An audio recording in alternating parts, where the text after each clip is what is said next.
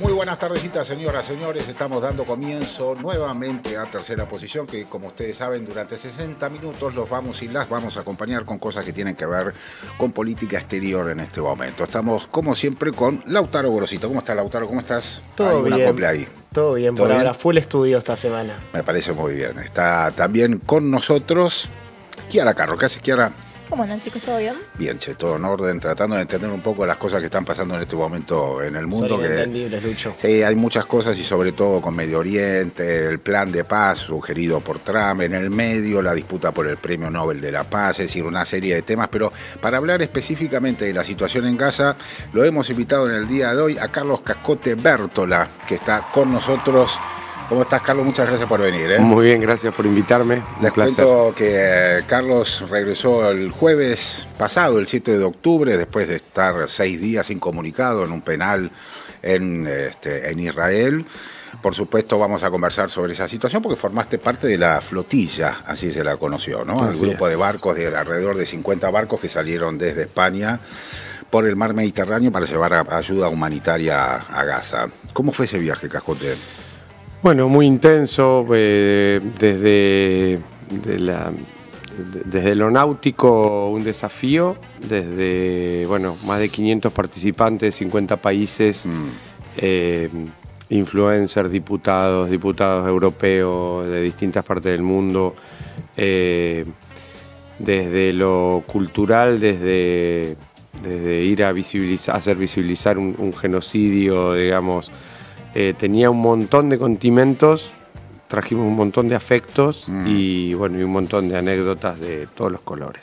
Me imagino toda esa parte humana que tienen esos encuentros, esas navegaciones con un propósito humanitario.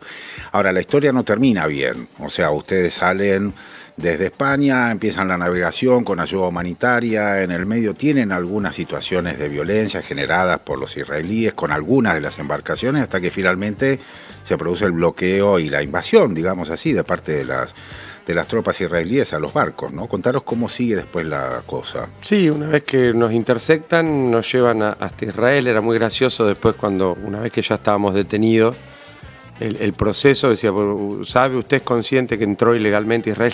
Yo no entré, me trajeron ustedes secuestrados, claro. Yo venía navegando por el Mediterráneo en aguas internacionales y de repente ahora estoy acá esposado y vos me acusás de que entré ilegalmente. Pero bueno, medio a eso fuimos también, ¿no? Parte de la visibilización de lo que está pasando en Gaza tenía que ver con eso. Íbamos con 3 hipótesis, una que nos hundieran, la otra es que nos interceptaran y la otra es que pudiéramos llegar con el alimento y los medicamentos a Gaza. Bueno, ocurrió la que más posibilidades había, que era ese, en el medio de, lo que hoy está ocurriendo, ¿no? En el medio de las negociaciones, en el medio Israel bombardea un país aliado donde se estaban llevando estas negociaciones de paz, intentando matar ¿no? Que se enojó mucho Trump, por eso también, hablando, ¿no? de Qatar, ¿no? Bombardearon Qatar, entonces eso iba ocurriendo, nos tiraron 2 drones incendiarios, nunca sabíamos, digamos, para dónde iba a saltar la Vizcacha, diríamos acá, ¿no? Y en zona de peligro mal. Después de eso nos detuvieron, nos llevaron a una cárcel de máxima seguridad, y con bastante malos tratos, pero algunos simulacros de fusilamiento, no nos dieron de comer, qué sé yo. Eso durante 7 días no le dieron de comer, ¿no? 2 días de 6. 2 días de 6 no nos dieron de comer.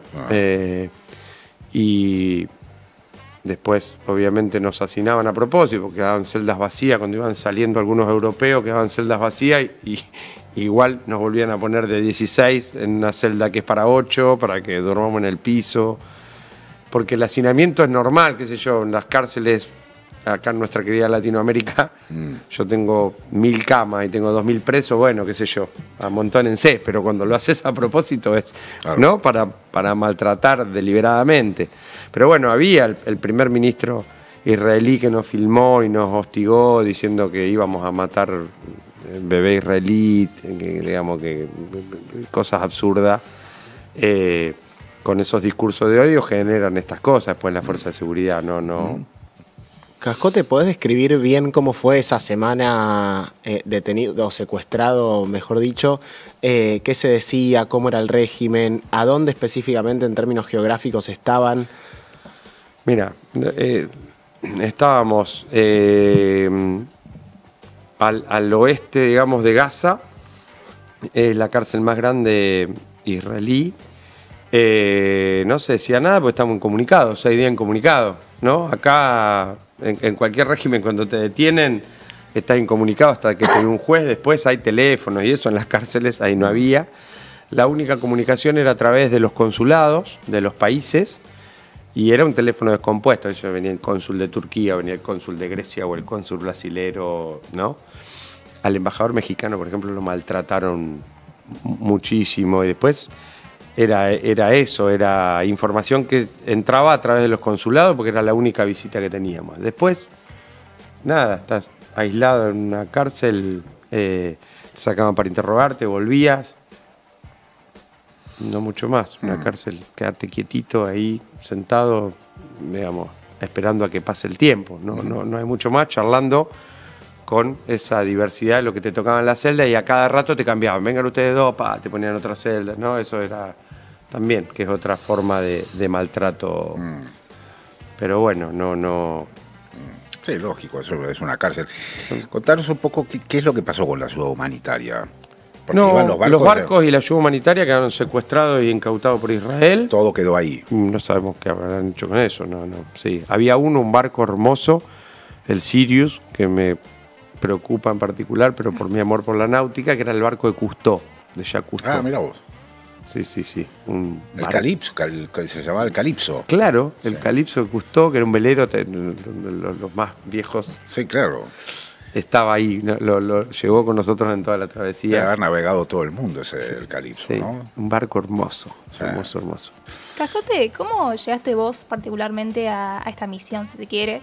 Mencionabas que había más de 500 personas de todo el mundo, de todo tipo de referentes y personalidades. ¿Cómo llegó Cascote de Bértola a esa flotilla? Mira, fue medio por una casualidad. Yo estaba de veedor de las elecciones en Venezuela y estaba hablando de una escuela popular de náutica, que es algo que haremos en breve ahora que estamos de nuevo por acá. Y escucharon que navegaba y alguien que estaba conectado con la flotilla me dice: navegás, dame tu teléfono. Me lo dio. Me acuerdo cuando me llaman. Yo estaba en una reunión del MDF para las elecciones del 7 en un comando de campaña, sonó el teléfono, me dijeron: te necesitamos un capitán, venite mañana a Barcelona. Mañana es muy rápido, digo, pero dame un tiempito que lo organizo. El tiempito fueron 2 días. Lo charlamos con los compañeros de la organización, porque justo venía el proceso electoral del 7, que era importante estar también. Pero bueno, ahí otros compañeros tomaron esa tarea y yo me fui rumbo a Barcelona, porque necesitaban capitanes, ¿no? Ese era el tema. Después hubo más de 15.000 voluntarios anotados para ir, ¿no? Que de ahí se eligieron los 500 que estuvieron participando, y más de 15 millones de personas además pusieron plata para Claro. 1 euro, 10, 100, qué sé yo, para financiar esa, que eso se conoce poco también, ¿no? Pero bueno, en Europa, en esa parte del mundo, en Europa y Asia tiene otra implicancia esta guerra. Y vos siempre hablas un poco del sentido común, de los medios. ¿Cómo viste esta misión respecto de cómo se comunicó? ¿Pensás que cruzó un poco más allá del cerco mediático o ves que también hubo un intento de ocultamiento muy grande? No, acá en la Argentina es un tema complejo, muy complejo.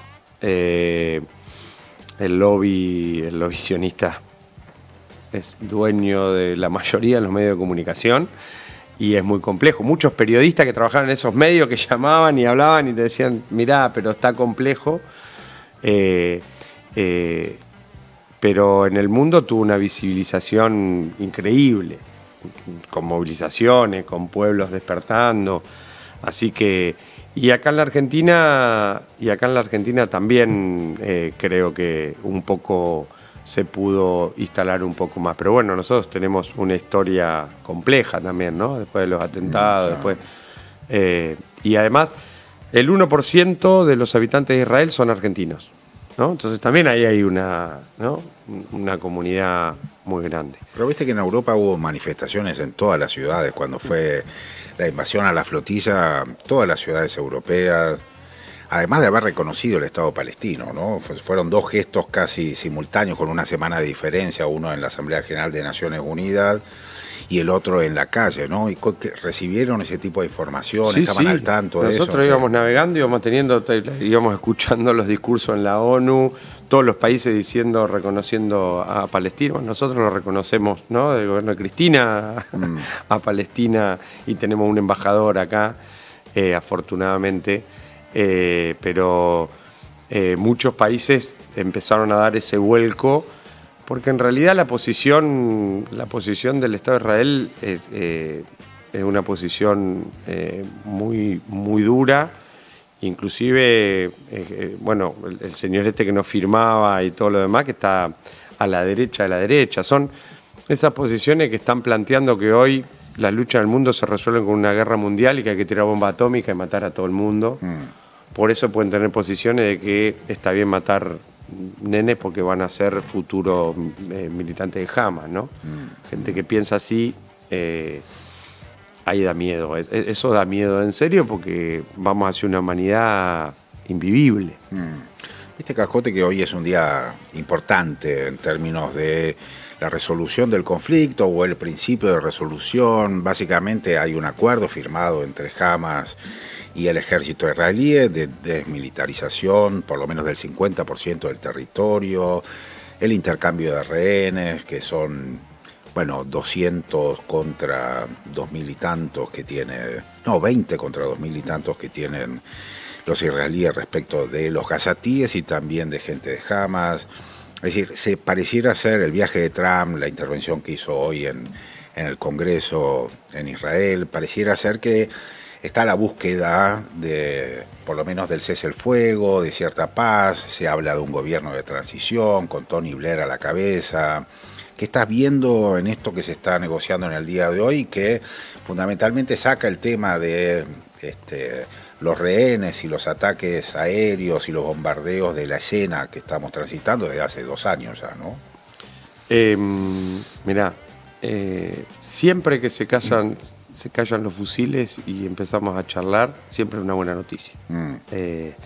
¿Cuánto va a durar? No lo sé. Ojalá que ese sea el camino, ¿no? El reconocimiento de los dos estados y que ese sea el camino que se transite, porque necesitamos un mundo en paz. Después, y que vuelvan además, ¿no? Los prisioneros con su familia, no importa de qué lado, eso también siempre está bueno. Ahora, ¿cuánto durará? No sé, porque justamente algunas de las tesis que recién mencionábamos, que son por las que por lo menos yo me enmarqué, que son las que más miedo me da hacia dónde va el mundo, que son las que se frenen. Que Trump quede como un idealista de izquierda, digamos, pro paz al lado de esto, estamos hablando del nivel de locura que hay del otro lado, ¿no? Pero bueno, es siempre, yo por lo menos me pongo contento, y además está entrando la comida y ayuda humanitaria, que estaba en las fronteras, sí. También parte de este acuerdo, ¿no? Es parte de todo eso. O sea, cuando todo eso se afloja y empezamos a poder charlar, siempre es una buena noticia. ¿Cuánto durará? Déjame tener poca esperanza y expectativa. 71 procesos de paz hubo en todos estos años y siempre terminan fracasando. Ojalá el pueblo de Israel pueda encontrar otros líderes que estén dispuestos a la paz. Me parece que pasa medio por ahí. Allá, cuando estábamos, veíamos, qué sé yo, francotiradores con un bolsa de remedio diciendo, che, loco, nos vuelven locos, ¿no? Están teniendo problemas adentro de Israel. Afortunadamente no todo el pueblo israelí está de acuerdo con esta guerra demencial llevada en estos términos. ¿Qué pudiste percibir sobre eso? Sobre todo con la figura de Netanyahu, ¿no? Sí, uno de los que me interrogó, o sea, que me hacía de traductor, digamos, aprovechando que solo nosotros hablábamos castellano, ni el que me interrogaba en hebreo, ni el abogado que mucho entendía, me decía, yo no estoy de acuerdo con mi presidente, me dijo, vos tenés suerte que tenés a Milei. Le digo, bueno, déjame usar tus mismas palabras. Le digo, yo tampoco estoy de acuerdo con mi presidente. Pero me pasaban esas cosas que dan alivio, que dan esperanza, porque si no vamos solo a callejones sin salida que tienen que ver con la guerra y eso es espantoso. ¿Pudiste ver, aunque sea de lejos, algo de la Franja de Gaza? No, en la Franja de Gaza no, a 40 millas llegué. Okay. A mí me detuvieron a 40 millas, las intersecciones empezaban como a 80, o sea, pude navegar 40 millas más. ¿Cómo fue el abordaje ese? Horrible, barcos de guerra muy grandes que volteaban todo el instrumental, internet, todo. Lo único que andaba era el compás, pero con eso alcanza como para seguir haciendo rumbo. Después nos tiraban agua con las bombas de incendio, un barco muy grande como un petrolero y barcos militares que bajaban lanchas rápidas. Vinieron 4 lanchas rápidas, saltaron soldados adentro del barco y nos apuntaron con... ¿Cuánto tiempo estuvieron así con... ¿Cuánto tiempo estuvieron con las intercepciones hasta que, bueno, que los llevaron detenidos? Empezaron a las 11 de la noche y a mí me detuvieron a las 4 de la mañana. Hasta las 4 o 5 hubo intersecciones. Fuimos uno de los últimos barcos nosotros, porque veníamos muy atrás. Éramos como un barco que venía ayudando a otros barcos, entonces... Claro. Nos tocó a esa hora y llegamos a 40 millas de Gaza y después nos llevaron navegando hasta Israel, pero ya detenidos, ¿no? En nuestro propio barco. Qué experiencia impresionante. Estaba pensando en la dimensión que vos le estás reconociendo algo, ya pasó una semana, ¿no? ¿Le estás reconociendo a la movida de la flotilla algún rol en relación a lo que está pasando en este momento? Sí, yo creo que fue un rol fundamental, porque tuvo un rol fundamental en la opinión pública mundial. Al haber integrantes de 50 países, gobiernos como el italiano, que es aliado de Israel, que la población italiana hizo un paro general. Nosotros nos dejan en Jordania, hacemos Jordania, Estambul, Colombia, Argentina para volver. Y en esos transbordos me fui encontrando con turistas del mundo que venían de Italia, que decían, no, estaba todo parado, no salían aviones, no te vendían un caramelo, o sea, paro general total. Por eso puso un avión a Italia inmediatamente para sacar a todos los italianos, porque tenía un quilombo dentro de Italia, una sociedad que vota a la derecha, pero que sin embargo ahora estaba totalmente solidarizada, ¿no? Por ese sentimiento. Y tuvo que poner un barco de guerra para que nos acompañen, para que no nos tiren más drones, ¿no? Cosas raras pasaron, raras pero lindas, digo, ¿no? Sorprendentes, pero que obligaban a los países a tomar posiciones. Se vio en la ONU y después los pueblos. Cuando hablan los pueblos, condicionan a los gobiernos. Si no creyéramos que los pueblos pueden condicionar a los gobiernos, estaríamos al horno, ¿no? No creeríamos en la militancia. Y eso pasó un montón. Y entonces, que la opinión pública a nivel mundial también se profundice, tome conocimiento y actúe y haga marchas y movilizaciones, yo creo que también condicionó el acuerdo de paz mucho. Cascote, ¿cómo fue esa vuelta que vos mencionabas recién? ¿Tuvieron algún tipo de acompañamiento o acercamiento al gobierno argentino o no? No, fue el consulado, no a nivel embajadores, sino a nivel cónsul, por una cuestión humanitaria, digamos, para ver cómo estábamos.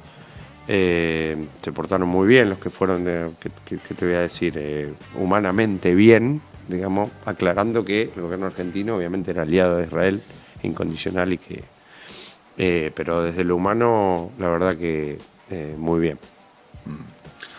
Nosotros recibimos varias imágenes, Cascote, del momento en el cual son interceptados los distintos barcos. Y hubo algunas escenas bastante violentas, como levanten las manos, tiren los celulares al agua. Esta era la indicación en general. ¿Esto ocurrió también en tu embarcación? Sí, ¿así? Sí, todos los celulares, pero además la lógica de tirar los celulares era para que no queden los contactos, para que no queden, digamos, era más una indicación de la flotilla más que de, más que de la... Y después... para que no usen eso en inteligencia, claro, ese tipo de cosas. Okay. Igual.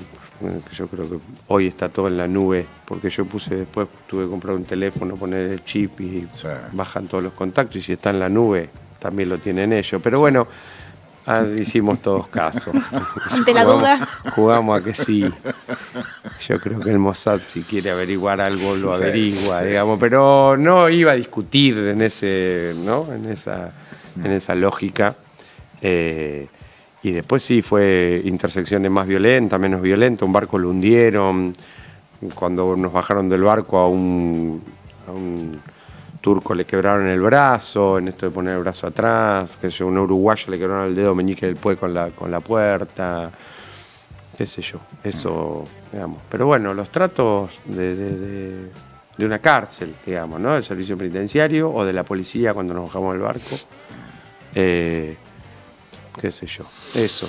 Y después la infantería marina y la marina que quería que cambiáramos de rumbo, entonces era intimidatorio varias veces. Nos cortaron la proa que podríamos haber chocado y hundido, claro. ¿No? Chocar contra un barco de guerra no es, no, lo mismo, sí, no es aconsejable. Claro.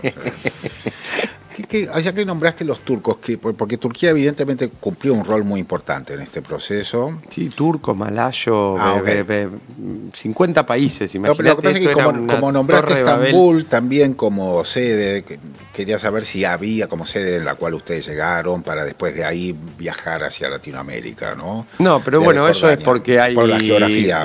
Sí, porque hay escala para volver a Argentina. Okay.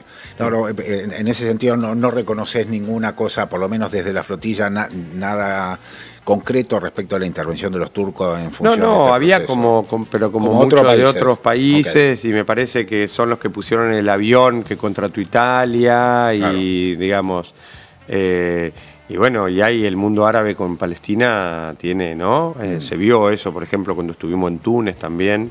La movilización de los tunecinos nos puso la piel de gallina, enorme, la gente bajaba caminando, nos trataba como héroes, gracias por lo que están haciendo, ¿no? Era muchas organizaciones, Bengala, ¿no? Más allá del gobierno de Túnez, que cuando nos cayeron los drones y nos prendieron fuego 2 barcos, decían, no, habrá sido un fósforo mal apagado, ¿no? Hasta que aparecieron las imágenes. Entendible también, nadie quiere tener quilombo con Israel y entrar en guerra con Israel, porque ¿qué van a decir? Sí, Israel violó nuestra soberanía y hizo un atentado en nuestro territorio. ¿Qué tenés que hacer si reconoces eso? Sí, ¿No? Tenés que entrar en guerra, si no molesten, señores, estamos tranquilos, claro. Tenemos una buena relación, claro, no se preocupen. Es complejo. Generábamos esas cosas con la flotilla donde íbamos. Incomodidad. Incomodidad por tener que discutir el tema. ¿Cómo no se discuten los temas? No hablándolos. Cuando los hablas es incómodo porque hay un genocidio, porque, ¿no? Entonces la flotilla generaba eso. Entonces ese objetivo está cumplido. La visibilización fue un objetivo cumplido.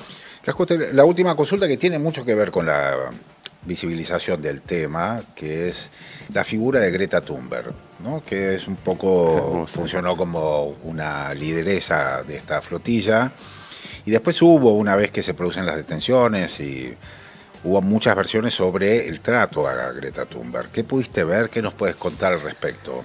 Mal, a Greta le hicieron fusionar un simulacro de fusilamiento, le hicieron bajar en el medio del desierto a caminar al desierto y le apuntaban con miras láseres, muchas miras láseres en la espalda. Yo me muero.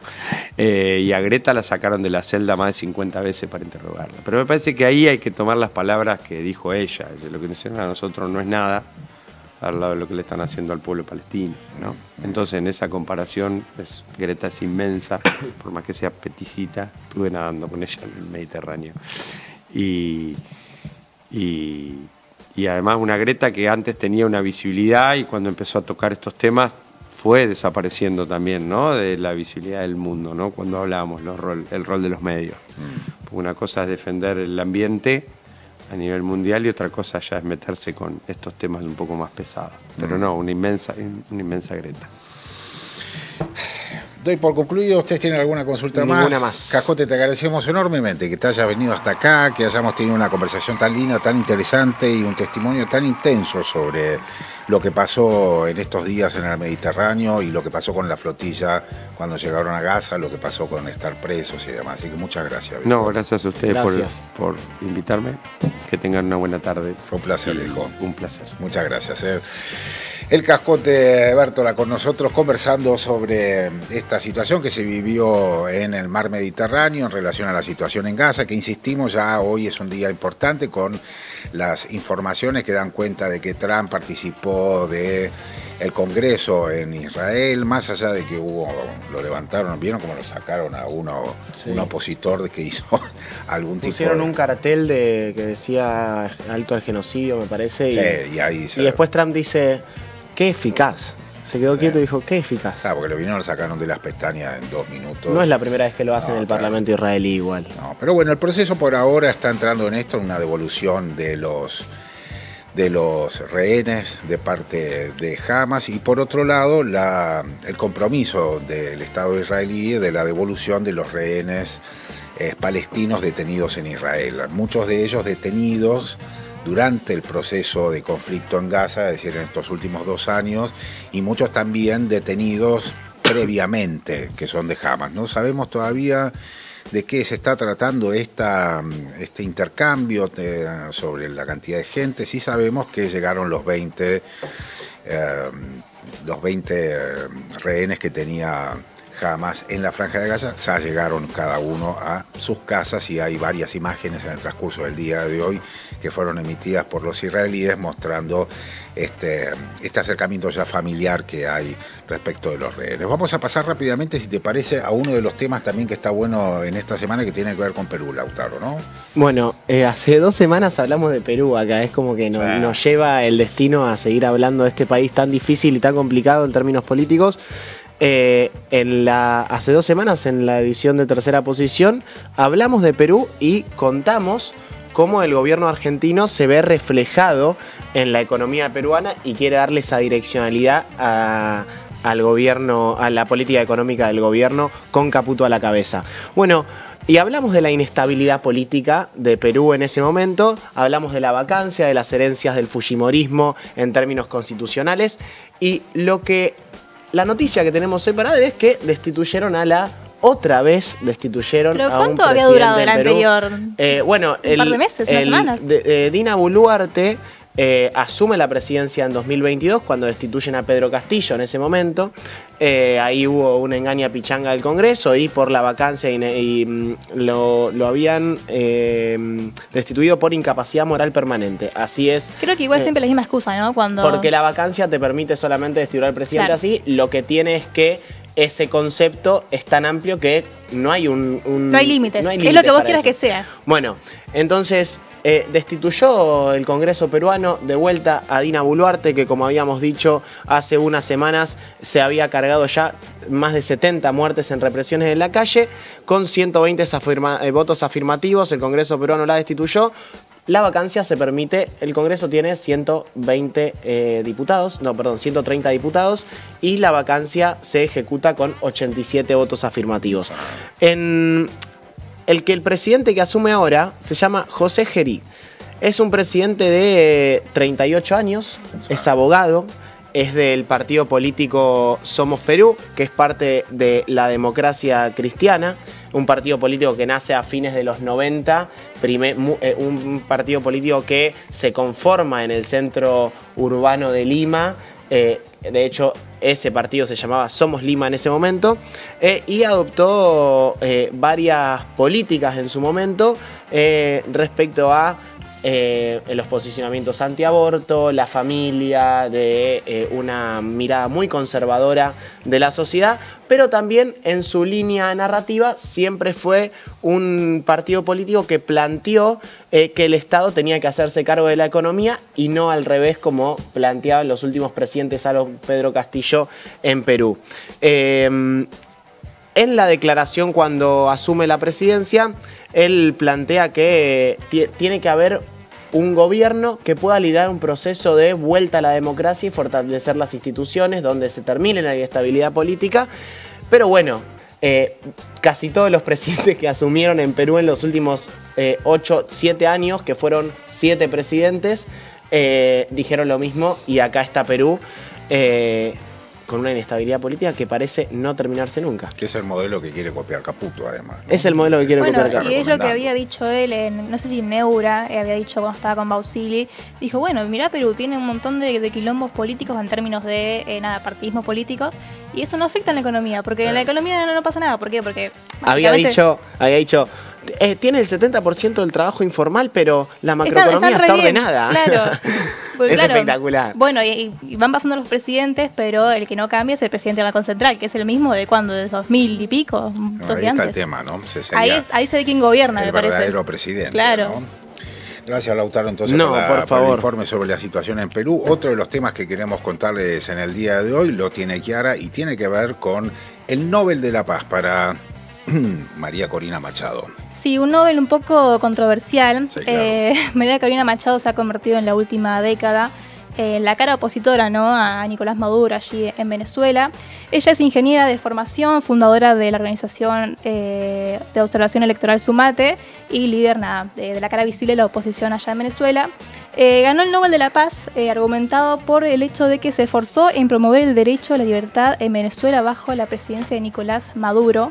Es un poco complejo el tema porque generalmente ha habido casos y casos, pero generalmente el Nobel de la Paz se los dan, se les otorga a personas que o defienden los derechos de maneras pacíficas o quieren terminar con problemáticas sociales de maneras pacíficas. Y en cambio María Machado está, por ejemplo, a favor de la intervención en Venezuela. Ella más o menos que sostiene que es la única manera en la que Venezuela puede retornar a la democracia. Según Intervención ella, militar de Estados Unidos, ¿no? Bueno, totalmente. Ahora todo el tema que tienen en las costas del Caribe con Estados Unidos intrometiéndose en pos de frenar el narcotráfico. Ella lo apoya. También, por supuesto, apoya al Estado de Israel en el genocidio que está llevando adelante allá en Palestina. Y de hecho habló con Trump, había trascendido que María Corina Machado llamó a Trump y le dijo, este premio lo merecías vos, le dijo, y Trump le dijo, sabes que tenés razón, toda una cuestión muy esquizofrénica, me parece, ¿no? Pero bueno, es más o menos ese panorama. Es un premio Nobel que ha sido y sigue siendo, a día de hoy, que ya pasó una semana más o menos, sigue siendo muy controversial. Lo estaría recibiendo el 10 de diciembre en Oslo. Consiste en una medalla de oro, un diploma y $1 millón para María Corina Machado. Ahí hay algo que es interesante, ¿no? Porque ya todos esos premios han perdido el valor, primero. Milei acaba de decir hace un día o 2 días que iba a firmar para que Trump reciba también el Premio Nobel de la Paz. Recordemos que Corina Machado, cuando pide la intervención militar extranjera en Venezuela, ella dice, no es una intervención lo que queremos, sino una liberación del régimen. Y también ella ha promovido el levantamiento militar en Venezuela. De hecho, en su momento, cuando hace un par de años, posterior a las elecciones del 2018, hubo unos tanques que se habían robado de un cuartel y que habían salido a caminar por las calles de Caracas atropellando gente. Ella lo festejó, dijo que los militares estaban haciendo su trabajo y tenían que cumplir su deber constitucional, que era voltear el régimen. Entonces, me parece que no tiene mucho sentido darle demasiada entidad a partir de ahora a estos premios, porque uno puede tener todas las críticas que puede tener con el gobierno venezolano, que hasta yo las tengo también, pero nada justifica pedir la intervención militar en un país que viole la soberanía de tu propia patria. Aparte. Mira, para mí, mi humilde opinión es que podría haber sido cualquier otro premio menos el Nobel de la Paz. O sea, de la Paz. Es algo que hasta cómico de lo esquizofrénico que es, ¿no? Empiezan a acostumbrarse a este mundo, Sí. No se quejen tanto, empiezan a acostumbrarse porque viene así la mano. Pero tampoco, vamos a tener que mantener el statu quo todavía. Sí. Vamos a pasar a otro tema. Ustedes saben, Argentina está ocupando en este lugar en relación a Estados Unidos algo así como un eje central respecto a la política de Estados Unidos con Latinoamérica. Esto tiene mucho que ver en términos económicos por la intención de Estados Unidos de quitar la participación de diversas inversiones chinas en el mundo de la infraestructura latinoamericana, todo esto en el medio de un rescate económico nuevamente, otro rescate, ahora no es el Fondo Monetario Internacional, sino que es directamente el Tesoro norteamericano, que será algo así como es el Ministerio de Economía, que la semana pasada ya empezó a tener intervenciones concretas a través de la compra de pesos con dólares norteamericanos en una cuenta bancaria de un banco que opera acá en la República Argentina. Es decir, todo esto lleva una complejidad que no solamente es económica, sino que también tiene un eje geopolítico que está muy marcado por las políticas de Estados Unidos y además, por supuesto, con la afiliación así indeclinable de parte de Milei con Trump. Por eso, para hablar de todo este combo de temas, la llamamos a Majo Castells, que Majo es economista y es docente. Majo, muchas gracias por venir acá. Gracias por la invitación. No, me la dejaron fácil todo. Sí, es para un hablar tema de todo eso. bastante complicado porque, bueno, yo entiendo que esta cuestión económica, primero en la historia económica de Estados Unidos es muy raro. Muy raro, pero a ver, me gustaría ordenarlo de la siguiente manera, ¿no?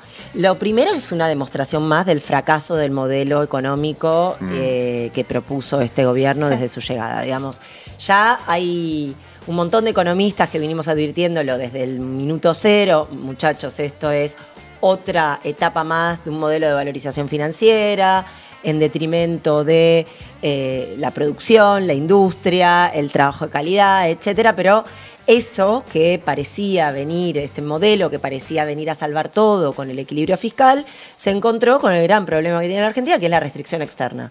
Restricción externa que en general los gobiernos liberales, como el de Macri, lo único que hicieron fue incrementarla, acrecentarla con una deuda como la de Mauricio Macri, que fueron 100.000 millones de dólares en total, recordemos.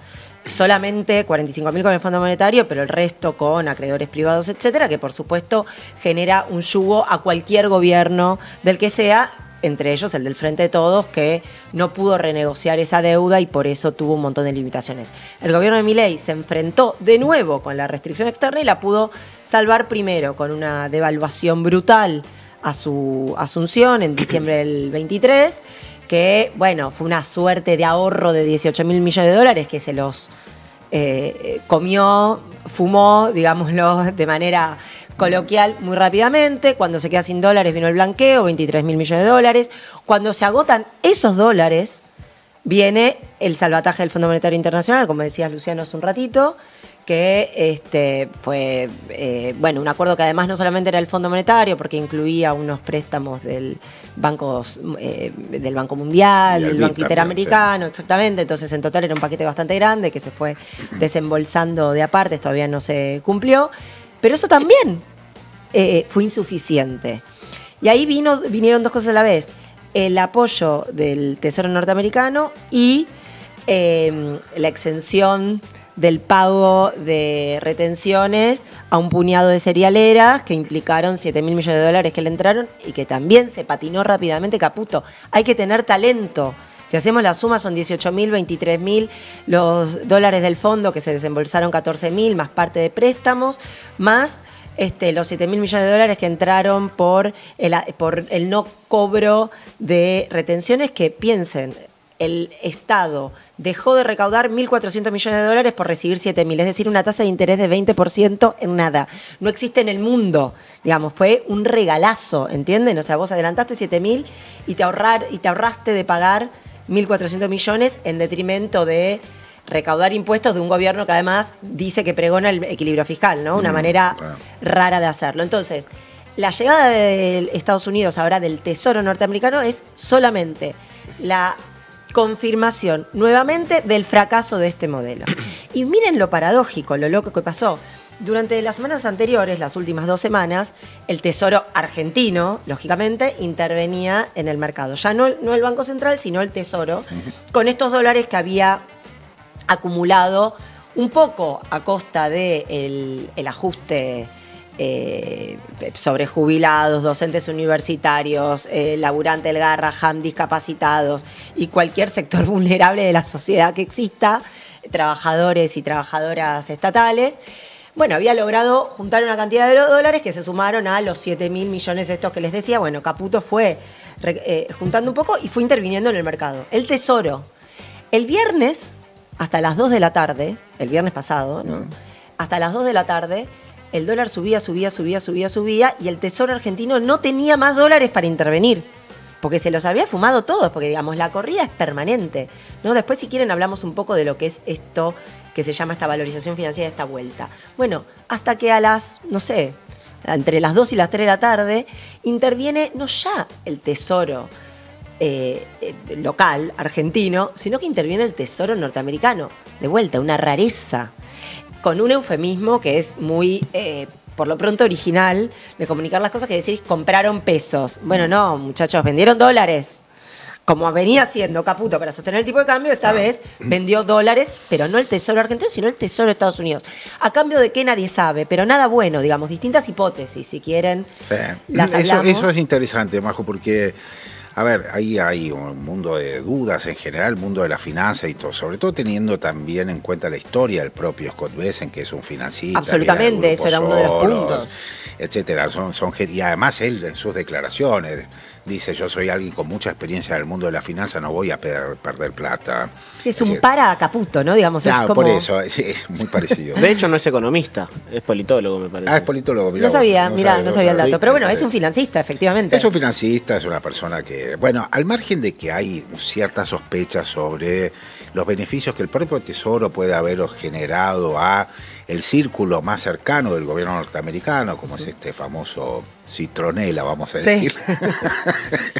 Que les avisan, che, comprá, che, vendé, etcétera, todo este tipo de... fondos de inversión. Claro, todas esas sospechas. Pero que se están denunciando fuertemente. Paul Krugman, que sí es economista, es un economista, bueno, más o menos crítico. Sí, lo dijo en un artículo. Lo dijo en un artículo que salió publicado en La Nación. Ayer cuenta esto, digamos, de cómo el gobierno de Trump y Bessent están ayudando, haciendo un salvataje a un fondo de inversión específico usando la plata de los ciudadanos norteamericanos, digamos. Bueno, aparte ni hablar que eso se volvió todo un quilombo. En Estados Unidos nos volvimos un tema de la política doméstica. De, che, ¿por qué yo, taxpayer, contribuyente, tengo que poner mi plata para Argentina? Que encima está gobernada por un demente, porque eso también lo veía mucho en Twitter. Pero ¿cuáles son las motivaciones reales de Estados Unidos detrás de este acuerdo? Las hemos hablado un poco en programas pasados, pero asumo que vos, que sos economista, capaz tenés otra data. Sí, a ver, ¿Cómo se explica esto que es nunca antes visto?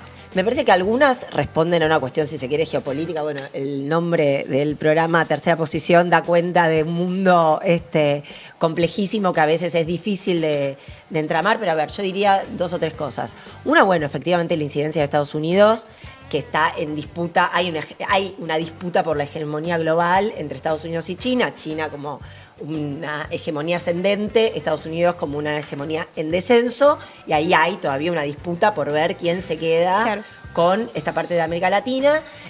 Yo no sé si hay una hegemonía mejor que la otra. Yo lo que creo es que Argentina tiene que hacer buenos lazos con ambos, eventualmente, o tener acuerdos siempre en función de priorizar la soberanía nacional y los beneficios para Argentina. Ahora, hay algo llamativo que también, si se quiere, es muy conspirativo, pero también puede ser. Digamos, Bessent habló en esta entrevista que circuló, creo que fue a la Fox que se la dio, donde decía algo así como que, bueno, que el peso estaba... que el peso se iba a apreciar, ¿no? Bueno, claro, si se aprecia el peso, la situación de la Argentina es cada vez menos competitiva, más turismo. Yo no estoy pregonando con esto de la devaluación en absoluto, digamos, busquemos un equilibrio, pero algo que le sirva a la producción, a la economía real, y que no sea solamente que se enriquezcan un puñado de poquitos. Y ahí hay una hipótesis que viene a decir, bueno, si Argentina aprecia su moneda con la ayuda de Estados Unidos, se vuelve, es como sacar del camino a un competidor de Estados Unidos. Entonces, digamos, como son economías... no son economías complementarias, son economías que compiten, digamos, que son sustitutas una de la otra. Entonces ahí eso podría entrar en una cosa, si se quiere, más conspirativa, pero algo de eso hay también.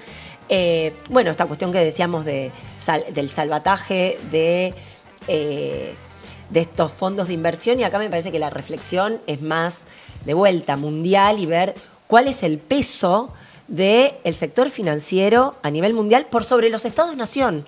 No es joda, porque ya no es solamente Caputo haciendo política económica para un puñado de financistas y de fondos de inversión en la Argentina, que somos un país, si se quiere, periférico, chiquito, con esta experiencia, digamos, cruel, corrupta, ineficiente, diría también, del gobierno de Milei. No, ya es los fondos de inversión y las finanzas sobre el Estado norteamericano, ¿no? Digo, como la preeminencia, por lo menos, de intereses sectoriales sobre intereses generales, que era lo que decías vos, Chiara, del pagador de impuestos norteamericano, ¿no? En los 90 se hablaba del plomero y ahora no sé bien quién, pero digo que el farmer. El farmer. Están recalientes los farmers. Los farmers que están recalientes, bueno, eso viene en puntual con la política de las retenciones, pero y también con los que se ven afectados porque no tienen el medical care como tenían antes y que están en disputa por esas cuestiones. Entonces, me parece que ahí hay una cuestión interesante que también se asocia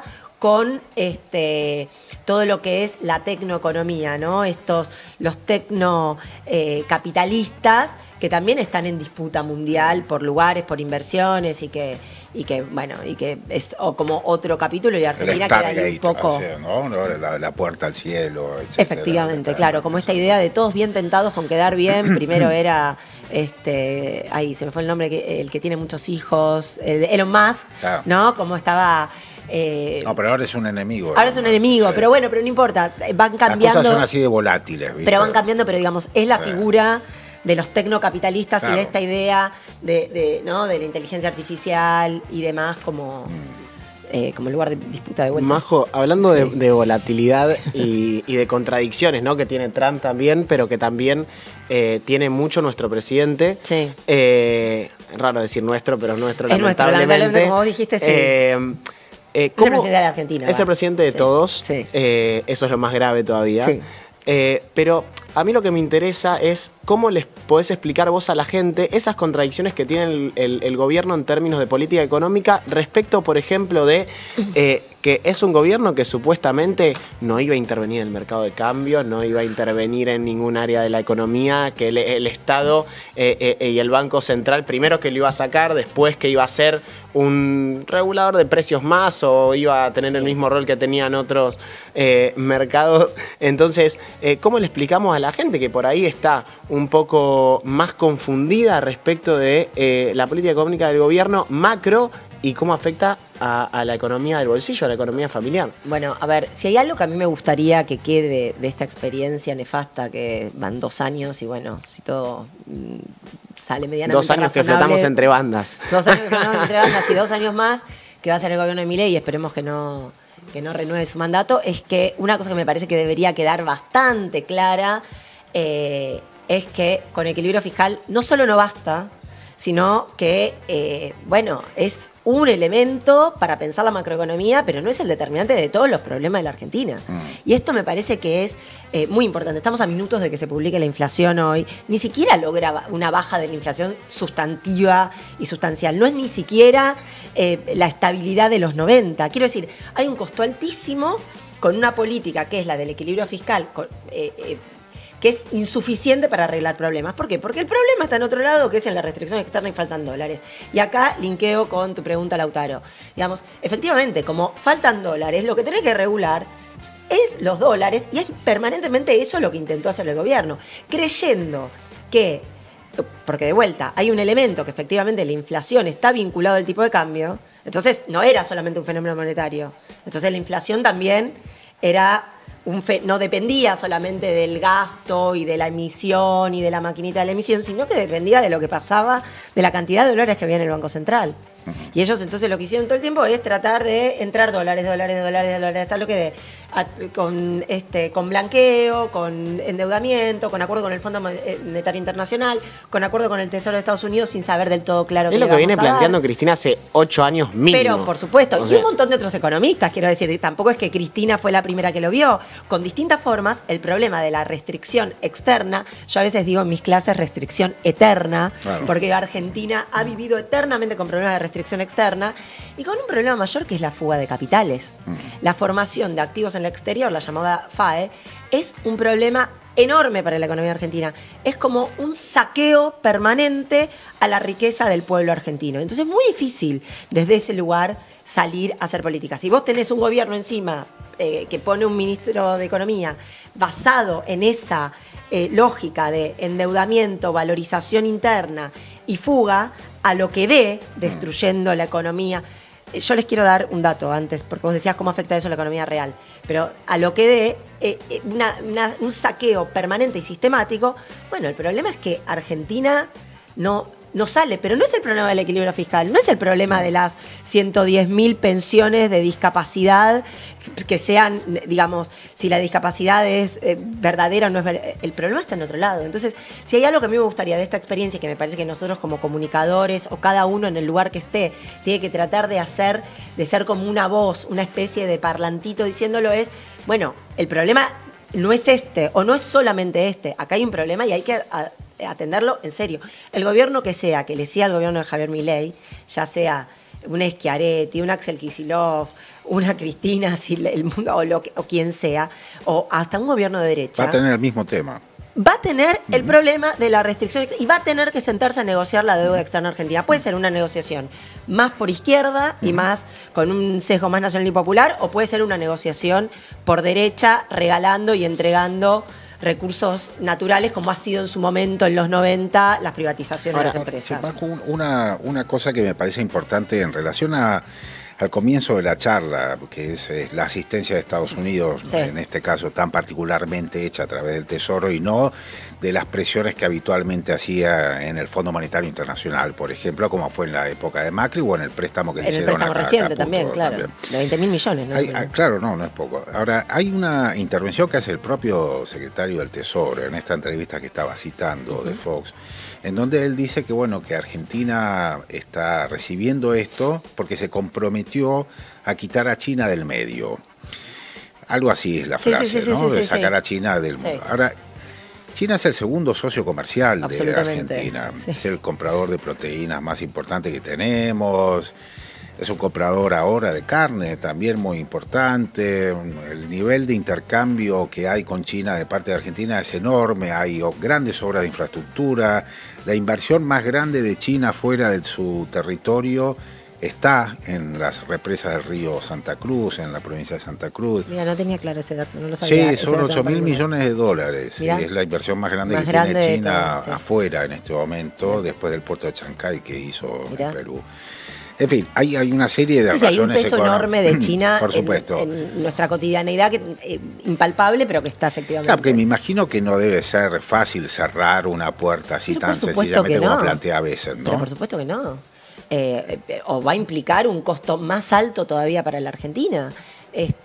Sí, además cuando uno dice el comercio exterior, bueno, cuando está hablando del comercio exterior hay un montón de empresas más grandes, más chiquitas que tienen como socio comercial a China y que a esas empresas no les va a causar ninguna gracia dejar de venderle a China, porque además no es que Estados Unidos dice, bueno, pero ahora me vendés a mí. Insisto con esto. No, levantó aranceles. Porque sí, porque además no es un comprador Estados Unidos ni de proteína animal. Es un vendedor. Es un vendedor. Sí. Entonces, digamos, tenemos ahí un limitante muy enorme.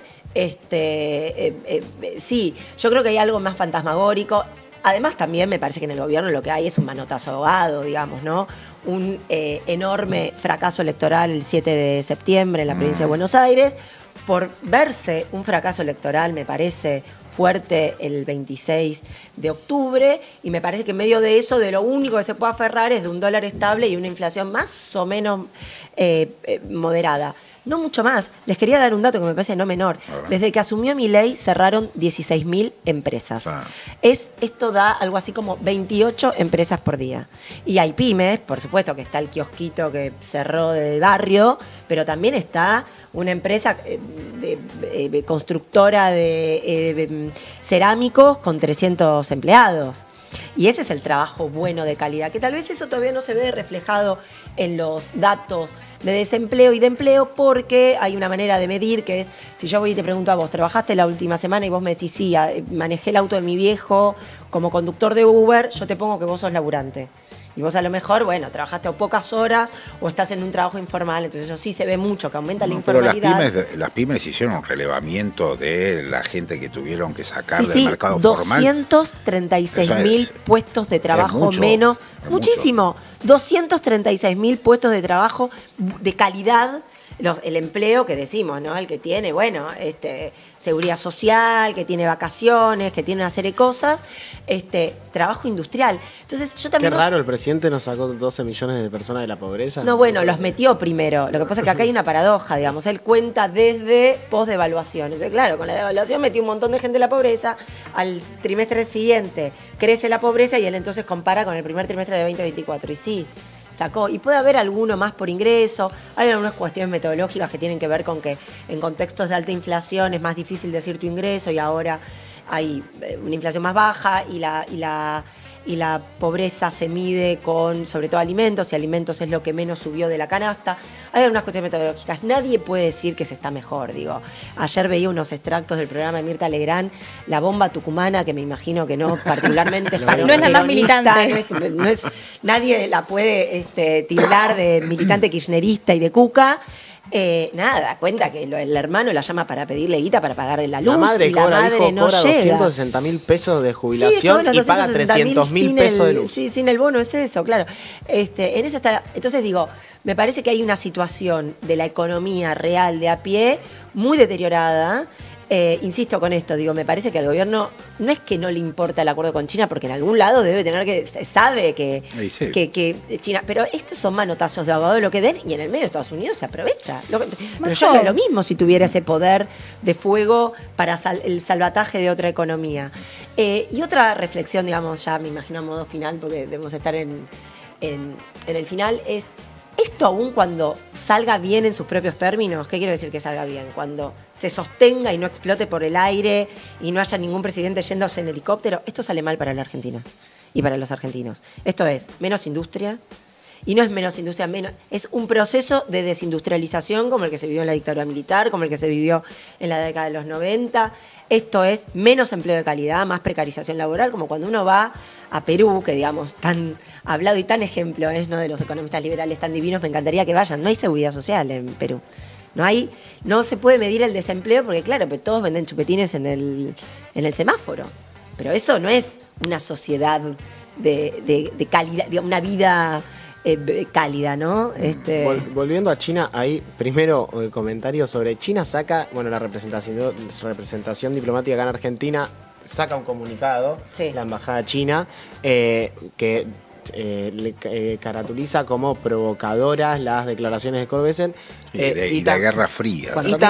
Y también él dice, el comunicado dice no puede ser América Latina el patrio trasero de nadie. Parece que al final termina defendiendo más la soberanía nuestra China que nuestro propio gobierno. Sí, estamos en un mundo distópico en la Argentina, absolutamente. Y después te quería hacer una pregunta respecto a esta diferencia o diferencia narrativa que vos hacías respecto de no están comprando pesos, están vendiendo dólares. Claro. Como yo estuve leyendo muchos medios internacionales, sobre todo en Fortune y algunos más, que hablaban de la vuelta a la posibilidad de la dolarización.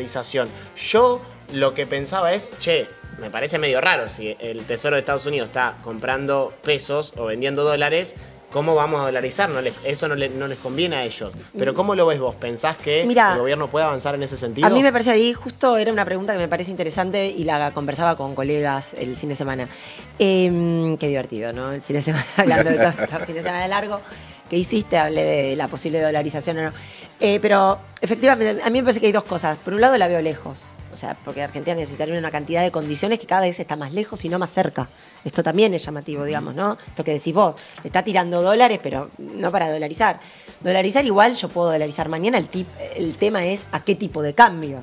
Digo, no es una relación entre los pesos que hay en la economía y los dólares que hay. Si hay poquitos dólares, por cada dólar es un montón de pesos. Bueno, sería algo casi, no sé, como... Pero, por otro lado, también Milei tiene algo, y hay que reconocerlo esto, no digo como una virtud, pero como una característica, y es que él va con su idea fija, vetó 2 veces leyes que salieron, veta la ley de capacitados, insiste el Congreso. Ejerce el poder. Y la vuelve. Sí, con decisión, con convicción.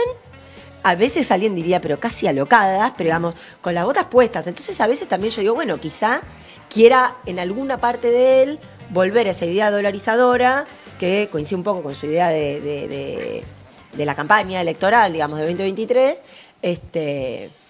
por ese lado. No tengo una respuesta contundente para darte. Me parece que estamos más lejos de la dolarización que en otro momento, pero a la vez este elemento más psicológico de Milei, te diría que económico, que podría llegar a dar una sorpresa. En términos económicos, diría que estamos lejos.